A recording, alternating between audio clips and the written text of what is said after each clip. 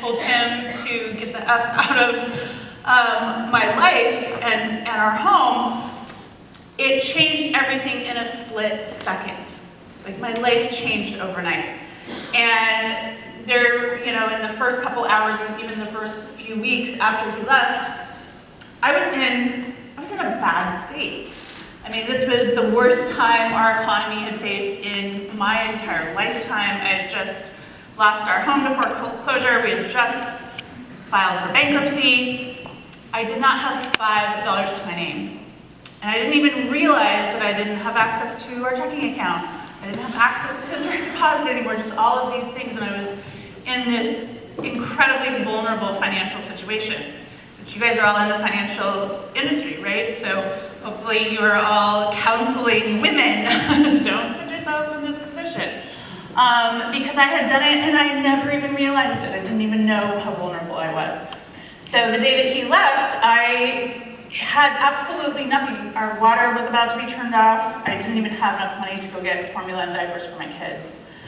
And the next day, my girlfriend came over, and she had somehow heard of what was going on, and she brought me $400, I think it was, in cash, so I could keep the lights and the water on. And she brought me food and diapers for the kids. And I remember that was kind of a huge turning point for me, where I realized, wow, I'm in this state and I never want to be in this state again. I never want to rely on anybody else for basic needs to survive. And thank God that that kind of thought triggered in me a fire to change my life and a burning desire to never put myself or my kids in a position like that again. I didn't know how I was going to change it because I didn't have a job. And I had to go on food stamps when he left and had absolutely no income coming in. And when your back is against a wall, you have two choices, always. So no matter what you're going through, you always, always, always, always have a choice, even if it feels like you don't. And in that moment, I did have a choice. So I could either completely fall off the map, like go to vices like people do and just disintegrate, or I could figure it out.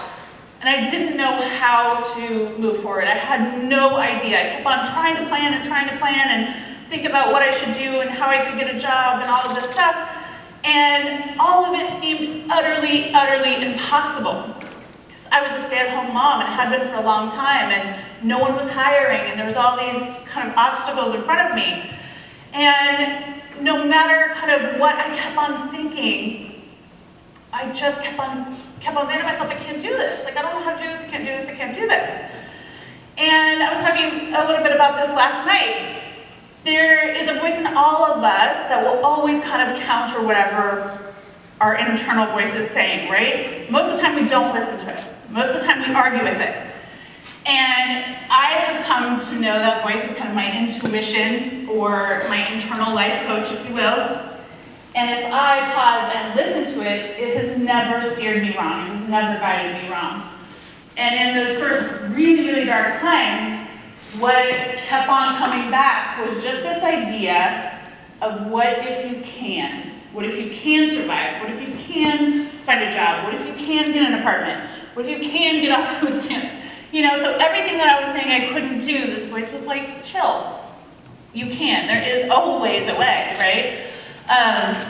And so I allowed that thought to continue. And I think one of the things I really want to leave you with today is, when you hear that voice, countering all of our doubts, which you will, give it room to breathe. Allow it to be. You don't have to analyze it. You don't have to talk back to it. You have to just let it be. And it was kind of that ability to allow the idea of what if my life could change, that the more that marinated, the more it grew, the more it started to turn into dreams and hopes and a plan and action and all these other things, which really has completely changed my life.